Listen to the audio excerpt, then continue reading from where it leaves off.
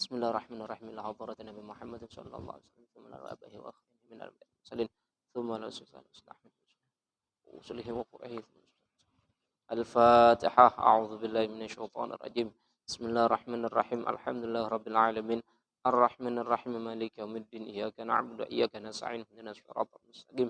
Siratal ladzina an'amta 'alaihim ghairil maghdubi 'alaihim waladdallin. Amin. Bismillahirrahmanirrahim. Al-babur rabi' asyar fi dzikri sabr 'alal musibah. Bab yang ke-14 menerangkan tentang sabar atas musibah.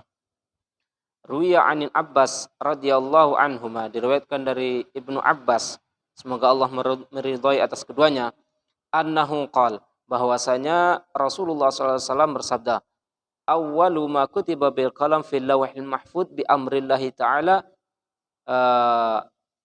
pertama kali yang ditulis dengan kalam di Lauhul Mahfuz dengan perintah Allah Subhanahu wa taala, yaitu inni anallah la ilaha illa ana. Jadi pertama kali yang ditulis di Lauhul Mahfuz yaitu tulisan inni anallah la ilaha illa ana. Sesungguhnya aku adalah Allah, tidak ada Tuhan selain aku. Muhammadun abdi wa rasuli. Muhammad adalah hambaku dan rasulku, wa khirati dan pilihanku. Man istaslama li qada'i, barang siapa yang terima terhadap qada'ku, wa sabara ala bala'i, dan sabar atas balakku, wa syakara li na'ma'i, dan syukur atas nikmat-nikmatku, aktubuhu siddiqan, maka aku menulisnya dia tergolong orang yang siddiq, orang yang benar, orang yang jujur. Wa ab'atsahu ma'as siddiqin, dan aku akan bangkitkan dia bersama orang-orang siddiq yaumal qiyamah, di hari kiamat. Wa adkhiluhul jannah, dan aku akan masukkan ke surga. Jadi pertama kali yang ditulis di Lauhul Mahfuz sebelum ada apa-apa yaitu tulisan anallah la ilaha illa ana. Saya adalah Allah, tiada Tuhan selain Allah, dan Muhammad itu adalah hambaku, rasulku, dan pilihanku. Barang siapa yang terima terhadap qada'ku dan sabar atas balakku dan bersyukur atas nikmat-nikmatku, maka kata Allah, aku akan tulis dia yang sabar, terima dengan dan bersyukur atas nikmatnya. Allah akan tulis dia sebagai orang-orang yang siddiq, orang-orang yang jujur, orang-orang yang benar. Dan aku akan bangkitkan dia dengan orang-orang yang siddiq juga. Dan aku akan masukkan surga. Ini dalam hadis, yaitu hadis qudsi. Wa man lam yastaslim li qada'i, barang siapa yang tidak terima terhadap qada'ku. Wa man lam yasbir ala bala'i, dan tidak bersabar atas bala dariku, lam yashkur ala na'ma'i, dan tidak bersyukur atas nikmat-nikmatku, falyakhruj min tahtis sama'i, maka keluarlah dari bawah langitku, walyatlub rabban siwa'i, dan carilah Tuhan selain aku. Maksudnya jika tidak terima dengan qada'ku, tidak sabar atas balaku, tidak bersyukur atas nikmatku, maka keluarlah kau dari bumi ini dan carilah Tuhan selain aku. Maksudnya seperti itu. Ini hadis qudsi, dalam artian kalau ada apa-apa kita harus sabar, syukur, sama terima atas takdir Allah. Itu di dalam hadis qudsi. Kemudian qala al-faqih rahimahullahu taala, al-faqih, orang yang ahli fikih, orang-orang yang faqih mengatakan, as-sabru 'alal bala wa dzikrullah indal masaib mimma yajibu 'alal insan. Sabar ketika dia mendapat musibah, ketika mendapat bala, dan mengingat Allah, mimman yajibu 'alal insan, itu hal yang harus dilakukan oleh manusia. Ketika kita dapat musibah, kita harus ingat kepada Allah Subhanahu wa taala. Kenapa? Li'annahu, karena idza dzakarallahu fi dzalikal makan, ketika mengingat Allah saat itu, kana ridhon minhu, berarti dia ridho terhadap Allah. Biqada'illahi, dan dia dengan ketentuan Allah, dia ridha dengan ketentuan Allah, wa targhiman lisyaitani, dan membuat putus asa terhadap setan.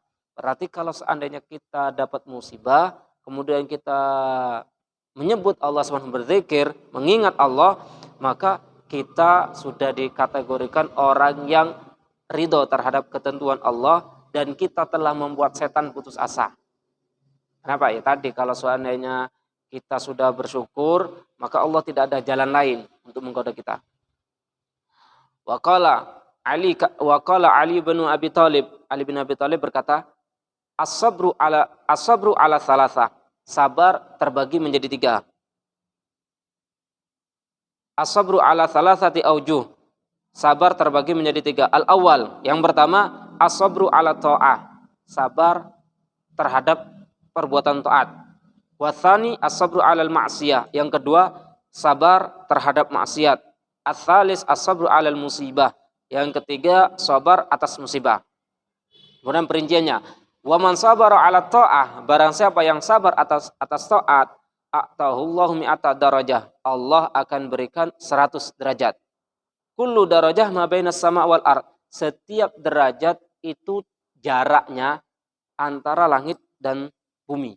1 derajat, berarti kalau seandainya kita sabar atas taat, Allah kasih 100. Berarti 100 jarak antara bumi dengan langit. Ini sobaro ala ta'ah, maksudnya ya perbuatan taat itu di mana-mana tidak sesuai dengan selera kita. Tapi kalau seandainya kita masih terus melaksanakan istiqomah, berarti itu kita kategorikan sabar. Kalau kita sabar atas perbuatan taat itu, maka Allah akan memberikan 100 derajat. Setiap derajatnya antara 1 dengan 2 jarak bainas sama wal ard, antara langit dan bumi. Kemudian, wa man sabara 'alal ma'siyah, barang siapa yang bersabar atas maksiat, sabar atas maksiat dalam artian kalau ada maksiat kita berusaha untuk menghindarinya. Kalau kanan kiri maksiat, kita fokus jangan sampai tersentuh maksiat. Maka a'tallahu yaumal qiyamah sittami'ah darajah, Allah akan memberikannya 600 derajat. Kalau yang taat hanya 100, maksiat 600. Kullu darajah ma bainas sama wal ard, setiap derajat antara 1 dengan 2 langit dan bumi. Wa man sabara 'alal musibah, barang siapa yang sabar atas musibah, a'tallahu ajrahu bighairi hisab, Allah akan memberikan pahala dengan tanpa hitungan lagi. Nah, jadi yang paling tinggi ini, sabar atas musibah. Tapi susah. Susah. Kalau sabar atas taat, Allah kasih 100. Kalau sabar atas maksiat, Allah kasih 600. Kalau sabar atas musibah, tidak hitungan lagi, tak terhingga. Nah, bahasan seperti itu. Nah, jadi pembahasan yang ke-14 ini intinya kita harus bersabar ketika dapat musibah. Kita harus ingat kepada Allah bahwa semuanya itu adalah ketentuan Allah. Hadza minni, sadaqallahul azim.